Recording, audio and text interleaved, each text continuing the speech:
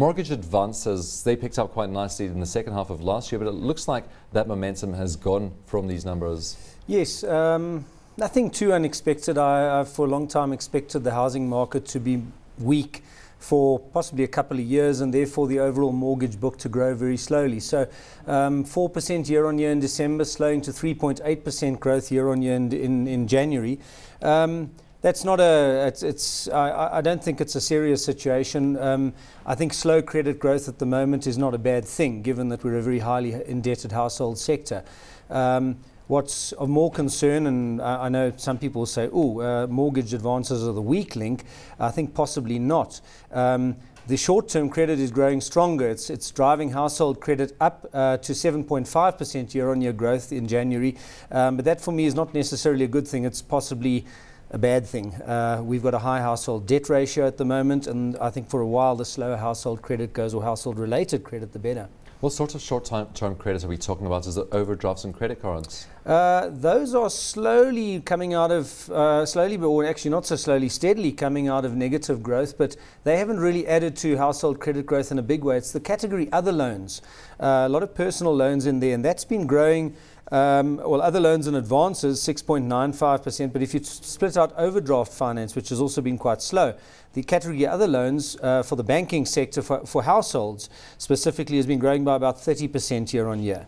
And that's possibly a cause for concern, whether it's some distressed borrowing to keep financing those cash flow shortfalls as a result of weak income growth. I'm not sure, but that sort of number does raise a few alarm bells. Well, particularly if we're looking at short-term borrowing to pay off other debts at a period where we're looking at interest rates starting to go up either at the end of this year or into next year, because that could really put you in a tight spot.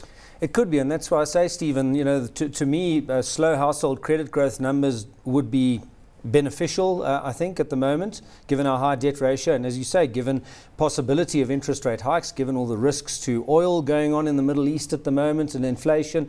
But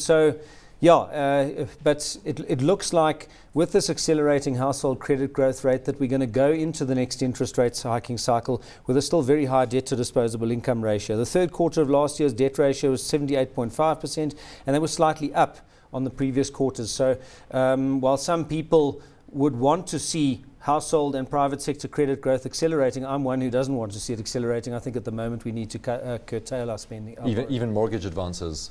Mortgage advances, I think at the moment where it is not too bad. It's just bumping along the bottom. But if that were to accelerate too, I would be concerned. If it were to accelerate significantly at the moment, the debt burden is a concern. Have you started revising your interest rate projections given where the oil price is going at the moment? We haven't. It's a tough one. I think this Middle East situation is highly unpredictable, and it looks serious. So I think it poses significant risks. But for the time being, yes, our group's view is still late in the year for interest rates only to start rising. But I do think that places upside risks. And it's not only about the Middle East now. Global food price inflation has been on the up as a result of recent weather conditions. That too, though, is tough to predict. As quickly as it comes, it can go away depending on weather conditions. But at the moment, food and oil do pose significant upside risks to inflation and therefore to interest rates. Would you be perhaps looking at fixing interest rates if you're a new home buyer or potentially even an existing home buyer? I think it's a good option, or it's a useful option for some. I never like to tell people they should or shouldn't. It depends on their risk appetite and what buffers they've got to take rate hiking cycles. But obviously, it's beneficial to fix your cash flows for, most banks offering up to 5-year fixed interest rates, at least some possibly even longer. And it gives you, it enables you to sleep peacefully at night. So it's a useful one. All I would say is if it appeals to you, one shouldn't wait for too long. The fixed rates are linked to the forward rates, and those are linked to market expectations of future interest rate moves. So when you get to, normally everybody comes scurrying to the bank for fixed rates when rates are actually rising, and by then you're getting the less attractive fixed rates. Well, with 3.8% rises in mortgage advances, quite muted at this stage. It doesn't bode very well for property prices, and you have been predicting a bit of a pullback in property prices this year. What extent of a pullback are you looking at now? Well, I've penciled in for the year as a whole 1 to 1.5% decline. That's nothing too serious. Again, it's based on the assumption this was all sort of thought about before this latest oil price surge, So I think there's significant downside risk to that. But what we've been expecting is a very moderate year this year, very flattish sort of year, positive economic growth continuing and rates moving sideways for most of the year. So nothing too extreme. Under those conditions, further price decline, but very moderate.